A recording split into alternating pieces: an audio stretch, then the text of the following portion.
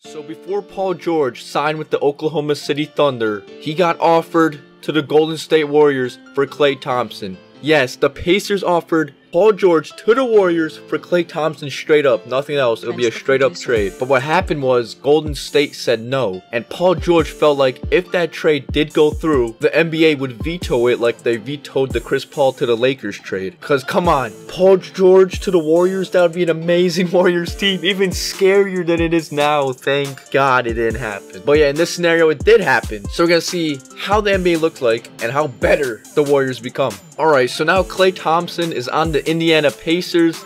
He is now their best player at an 88 overall. And Paul George is on the Golden State Warriors, their third best player. But to me, he's better than Klay Thompson. And he's standing at a 91 overall. This would be a scary trade. I'm sure they'll move Paul George to shooting guard or something to make up for Klay Thompson. I think that's exactly what they're going to do, actually. Well, actually, when you move him to shooting guard, his overall goes down, so I'm not going to do that. I'm just going to leave him at small forward. But the Warriors would play him at shooting guard, so this is probably what the rotation would look like for the Golden State Warriors. You got Steph Curry at the 1. Then you got Paul George playing the shooting guard position. Then you got Kevin Durant, Draymond Green, and JaVale McGee rounding out the starting 5. As for the Pacers, this is their starting lineup. You got Darren Collison, Klay Thompson, Bojan Bogdanovic, Thaddeus Young, and Miles Turner, who I think will improve drastically because now, I don't want to say he's the captain of the team because now they have Klay Thompson, but he has so much potential to get better and he's going to be scary in the future, trust me. So we're going to simulate to the end of the season and see how differently these teams perform if this trade went down. So let's go, simulate through date.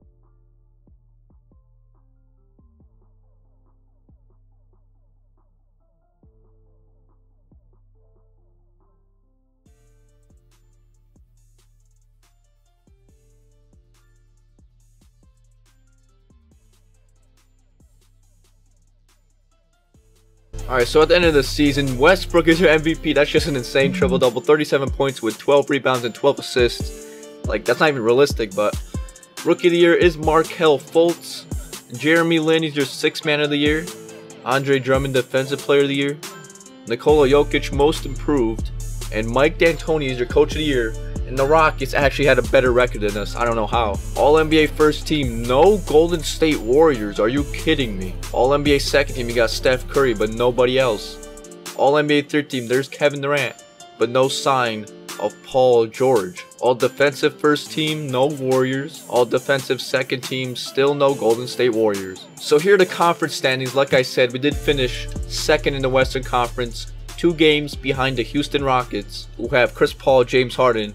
They don't have Melo yet, but I'm sure they're going to trade for him somehow. And then got the Spurs, the Clippers, actually surprising after losing Chris Paul. Still a top 4 seed in the West. Then you got the Thunder without Paul George, of course, because he's on the Warriors now.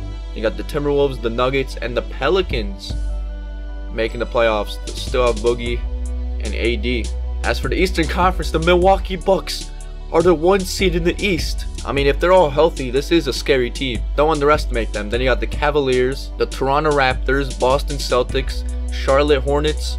The Pacers made it as the 6th seed. So already they're improving with Klay Thompson because they didn't miss the playoffs, but they were 8th seed with Paul George. And they got the Bulls and the Knicks both making the playoffs. So here's how the Warriors did this season. Steph Curry averaged a nice 30 points per game, with 5.2 rebounds and 8.3 assists with 1.3 steals per game. The second leading scorer was Paul George with 22 points, 6 rebounds, 4.4 assists with 2.1 steals per game. And in the third leading scorer was Kevin Durant, 21.1, 7.4 rebounds, 4.6 assists per game. And no one else really scored. No one else scored double digits.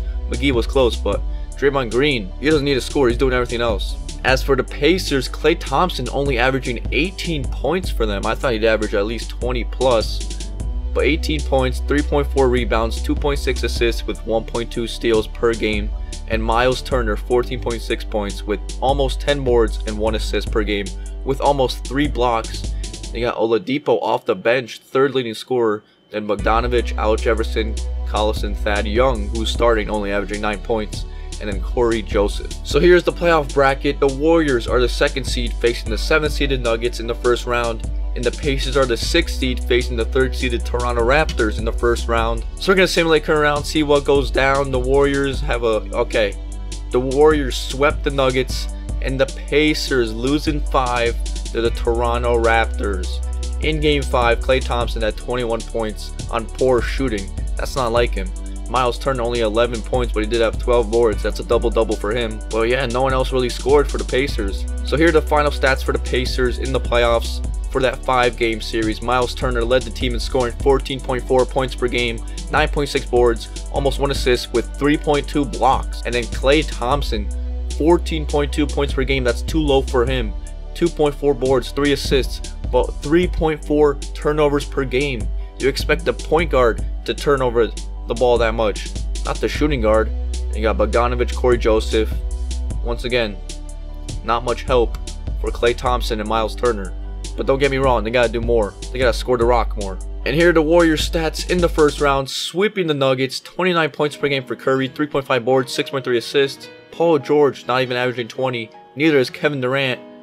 But Paul George 19, 7.2 boards, 4 assists, 2.3 steals. Kevin Durant about 18, 6.8 boards, 3 assists, 1.3 steals, and 1.3 blocks. So in the second round, the Warriors are facing the 3rd seeded Spurs. And this might be a tough matchup. Simulate current round. Oh, I guess it wasn't. We sweep the Spurs and we still remain undefeated in the playoffs. We're 8-0. In game 4, Steph Curry dropped 32 points and Paul George dropped 21. Steph Curry played 46 minutes. Kevin Durant only played 30 minutes. For some reason, he didn't even foul out. But 20 points, 8 rebounds, 4 assists for him. And in the second round, Curry still maintaining that 30-point per game average. And then you have Paul George raising his scoring like he should. 26 points for him. And then Kevin Durant with about 22.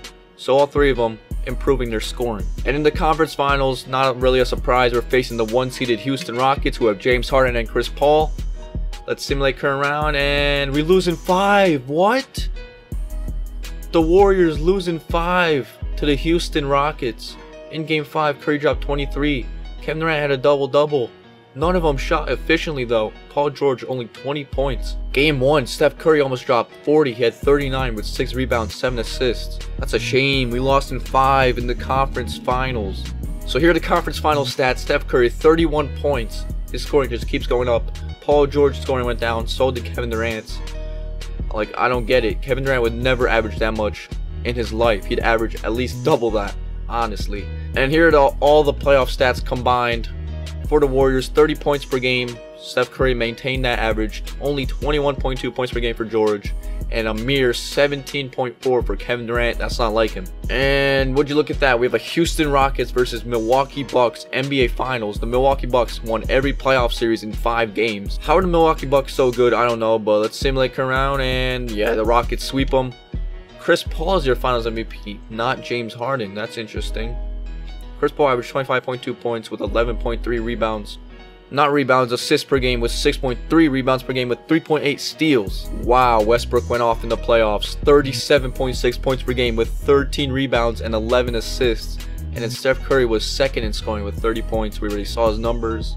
James Harden's up there. Giannis doing well in the playoffs, averaging a double-double. But yeah, that's going to do it for this video. So if this trade went through, you would expect the Warriors to get better. But this is just 2K. Their simulations are not always accurate. I feel like the Warriors would no doubt be better if they added Paul George. I mean, Klay Thompson would be a big loss for them, but they're getting a better player in Paul George. So I don't understand them losing in the conference finals. But hey, the Rockets did improve by adding Chris Paul and potentially adding Melo. So I don't know how the Bucks made it to the finals. Don't ask me. This is 2K. But that's gonna be it for this video. Let's get this video to 1,500 likes if you want to see more what if scenarios. And if you enjoyed, be sure to like, comment, and subscribe. And I'm out.